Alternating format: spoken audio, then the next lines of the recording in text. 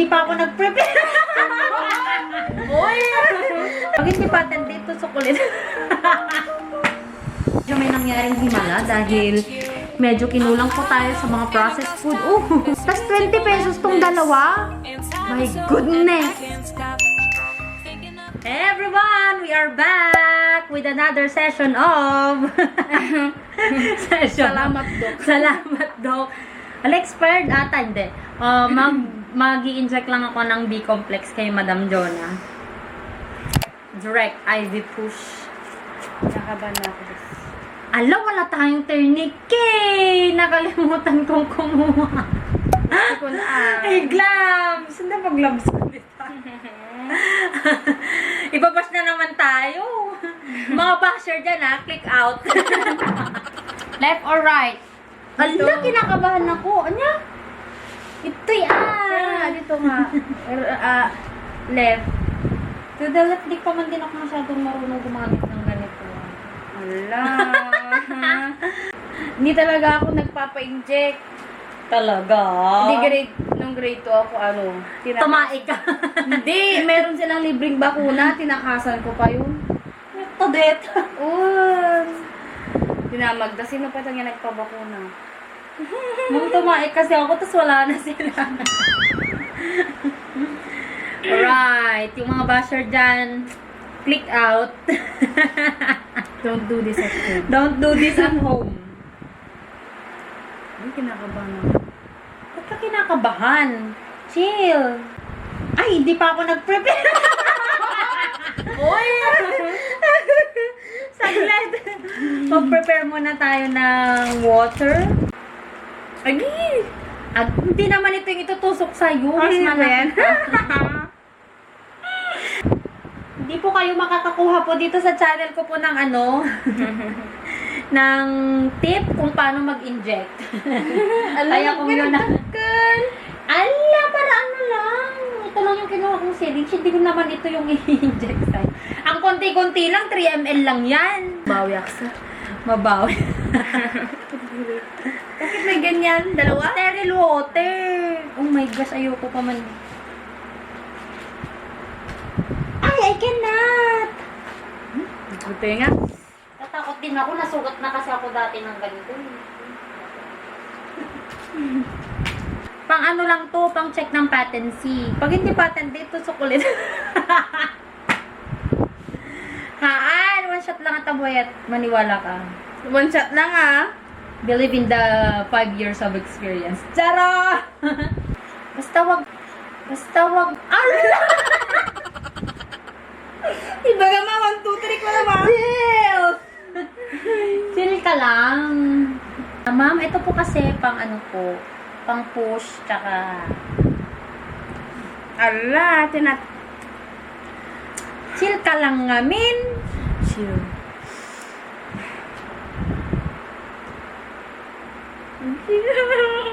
Kasami taksa. Magsay. Wala ako bigla akong tumugod. Amungayaban, tono ko. Mas maganda nga ito kaysa sa butterfly. Oo, close open, madam. Close open po, ma'am. Iba naman po. May pamanhig pa'y kumaan. Ano nga arte-arte? Huwag ka nang...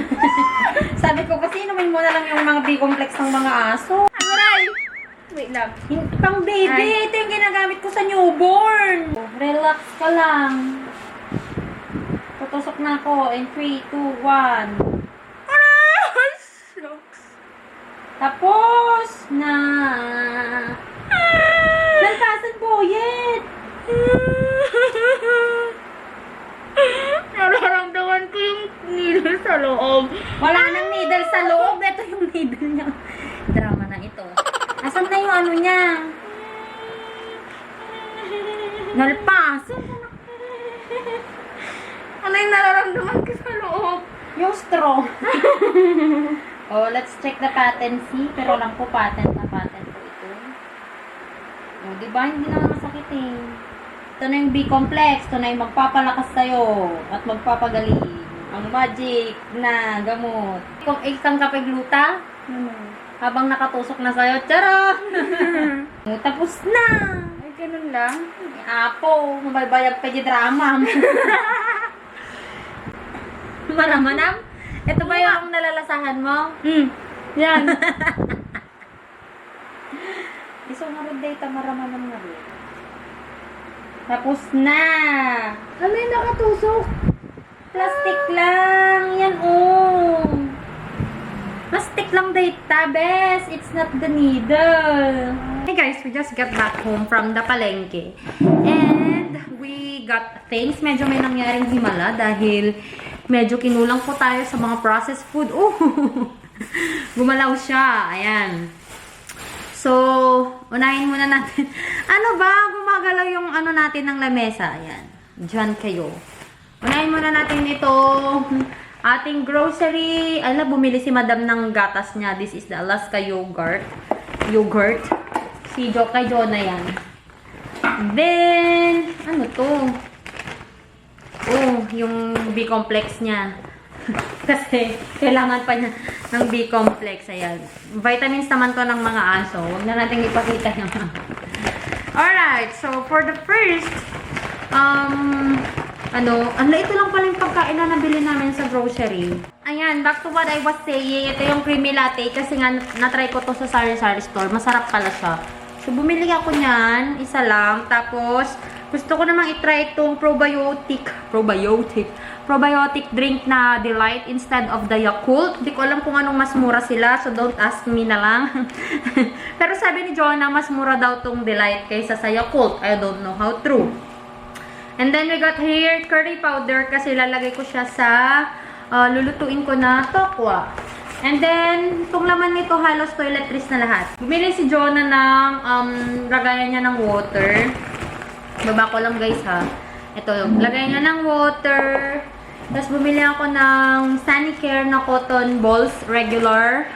150 cotton balls for 35 pesos ata. 35 pesos ata yan. Yan. Tapos bumili ako ng toothbrush. Ito yung nagbe-bend dito niya. Pwede siyang ma-bend. Kasi ayoko ng nakalagay dito soft, pero feeling ko hindi to soft. Kasi yung itsura niya hindi siya mukhang soft. Ayoko kasi ng soft na toothbrush para talagang na-brush yung teeth. And then, bumili si Jonah ng Charmy na breathable. Ito yung may, hindi ako nagkakamali, may green tea. Yan. Tapos, I have here the sticky notes kasi kailangan ko sa work. Kapag may mga kailangan akong i-remind sa mga charts ng mga nurses, sa mga ng pasyente, ganyan. And then, I got a lot of shampoo and conditioner. For the shampoo, bumili ako ng Head and Shoulder na yung ganito, yung tatlo. Kasi, yung isa, kasya na to sa akin. Sa akin kasi guys, ang sinashampoo ko lang talaga is my scalp. Kasi, madadry yung dulo kapag pati sa dulo, i-shampoo ko. Gamit yung Head and Shoulders kasi nga nakakasira to ng keratin. Daw ha, sabi nila. Tapos bumili din ako nito yung Smooth and Silky. Tapos ito naman yung Apple Fresh. Tapos bumili ako ng Pantene na shampoo para sa mga panahon na gusto kong, na hindi ko kailangan ng Head and Shoulder. Kasi nga hindi ako pwede na mag-stick into shampoos like this. I need Head and Shoulder dahil dandruff prone po tayo. And then, bumili si Jonah pa ng, yung akin pa pala, meron pa pala ako. I have here, triple keratin shampoo, conditioner. Ito, yung Rescue, na ultimate straight hair. Tapos, yung, for intensely damaged and dull hair naman itong isa. Ito, yung rebelliously frizzy hair. Ayan. So, yan yung conditioner ko. Galit na si madam. Kasi meron siyang Dove na shampoo. Tapos, bumili siya ng keratin. Grabe, dami niya rin keratin. Saan yung mga keratin mo?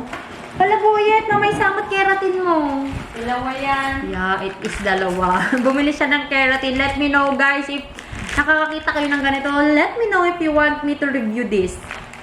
Kasi ibang ano na naman to. Paraben free for dry and damaged hair. Yeah. Yan. Parang maganda. Luxurious kasi nakalagay. Luxurious daw kasi. Bakit ka sa vlog? Hala, ba't to? 4 lang? Oo, 4 lang. Ay, ganun. Try ko nga lang, Vita Keratin. Ito naman yung daily 1 minute. Ayan, try lang niya kasi yung hair Try niya. lang. Mahaba na rin yung buhok niya, pero mas mahaba pa rin yung buhok ko. Hanggang dito ka na sa bewang ko yung buhok ko pag dyan sa likod. Ito, meron din siyang ganyan. Ano ba to? Vita Keratin na with rose oil and vitamin B5 and keratin. Diba, May B-complex. Ang usapang B-complex today. And then we got here Colgate na ganyan. Ay, dapat bibili din ako ng ganito. 119 lang for 2 tubes. Pero malay natin, baka magpadala po. Yung mga dapat magpadala. Wala na po tayong toothpaste. Baka magpapadala sila. Tapos, bumili siya ng Dove. Ayan, Dove na, ano to? Beauty Bar. Moisturizing milk. Ewan ko sa kanya. Ito, Maxi Peel. Kasi malapit nang paubos yung sabon na nire-review ko. So, watch out for the review of the sabon na coming out soon. Bumili din siya ng toothpaste niya, Colgate. Yan. Tapos, bumili kami ng muriatic acid para sa CR ni Len. Kasi, para walang rason na hindi maglilinis ang CR. Dumating yung ate na, ano, iba kasi yung CR ni Len sa CR ko. Yung ginagamit ko lang kasing CR. Yung CR ko. Kaya siya bahala siya dyan. 2 CR ang lilinisin niya. Tapos, bumili kami ng napakaraming ballpen. Sa akin, yung 4 na Flex Office na yung tig 6 pesos lang ata to. Ito siya. 0.7.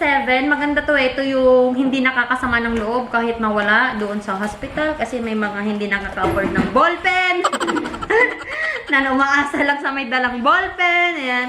Tapos, ito naman kulay green siya. Flex Office din, pero mas mahal. Tigka 10. 11 to na, Boyet? Yeah. Yung green? 11. 11. Tapos, yung black nila na ganito, 10 lang. Tapos, yung violet, 11 din. Yeah. Baka pag colored, 11. Tapos, bumili ako ng isang red. Kasi, madami pa naman akong red. Tapos, bumili ako ng ganito. Ito din yung Flex Office, guys, na meron siyang fine tip dyan. Tapos, dito sa kabila niya, yung parang ballpen na tip. Ayan, ganyan siya. Tapos, yung kabila, yung fine tip na pentel pen. Wala na silang black. Kasi yung black ko, may pangalan pa yun sa hospital, ewan ko. Wala siguro, hindi siguro maka-afford ng ballpen. ng pentel pen yung kumuha nun. Ay! Kasi syempre, pag madaming tao sa ER or sa station, nagkakalapagan lang yung mga ballpen doon. Eh, may mga walang ballpen, walang pentel pen. Di, sige. Tapos guys, pumunta kaming palengke. Unahin na po natin ang upo. Yan, bumili po kami ng upo. Kasi ano to, mahirap siyang masira. So kahit matagal namin siya bago maluto. Ala, pero feeling ko malambot siya. Hindi siya yung matigas. I don't know, hindi ako marunong mag-ano nito eh. Yan. Tapos, bumili kami ng petchay na ganito lang, panglagay namin sa lulutuin namin na sinigang mamaya. Tapos, sibuyas, ayan, tig 20 pesos. Tapos, sitaw. Hindi ko alam kung magkano na yung ganitong sitaw eh. Basta namulot lang ako.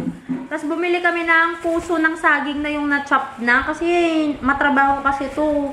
Yung pag ganito ng puso ng saging. So, ito yung na-chop na kasi gagawin kong patty. Babaunin ko bukas sa hospital na lunch ko. And then, bumili ako ng tokwa, guys. Basta ganito lang siya kaliit, oh. Yan. Bumili ako ng tokwa, kasi si auntie na nagtitinda ng tokwa, walan. Eto, bumili ako ng 1/2 kilo na bangus. Yan, kasi kakainin lang namin tonight ni Jonah.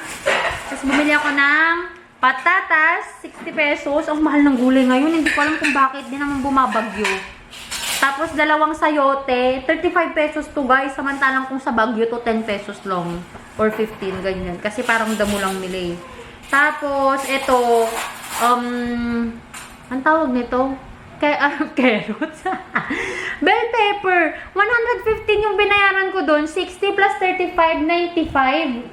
Tapos 20 pesos tong dalawa.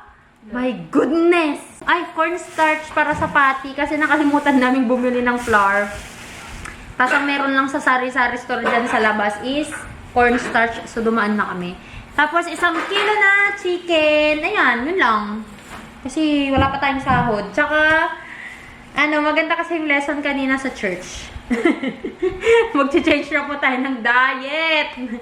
Kasi nga daw, sabi ni Doc, may arthritis na daw. Aray ko, yung tuhod, sakit. Kalimutan ko pang bumili ng gamot ko, guys, ng pain reliever. But anyway, I'm praying na sana hindi siya sumakit. Shout out daw to Mark Genesis. Ayan, sabi ni Ma'am Jonah. And I hope you enjoyed watching this video. May shoutout pa pala ako, yung nagpapa-shoutout sa FB.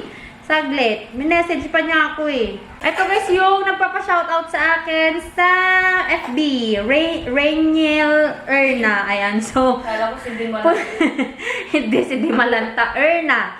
And then, punta rin tayo sa previously, uploaded na video. Tignan natin kung sino po yung mga nag-comment po doon. Some of the people who commented there. Gawan po natin ng shoutout. Ayan, so... Shoutout to... Mary, Raymond Caberto, Andrea F. Nitura, and kay Carla, kay Kulit. Ayan. Thank you so much guys for always watching and for subscribing. And if you haven't followed me yet on my Instagram and on my Facebook, the name is Joy of Mia. And I'll talk to you guys on my next one. Bye!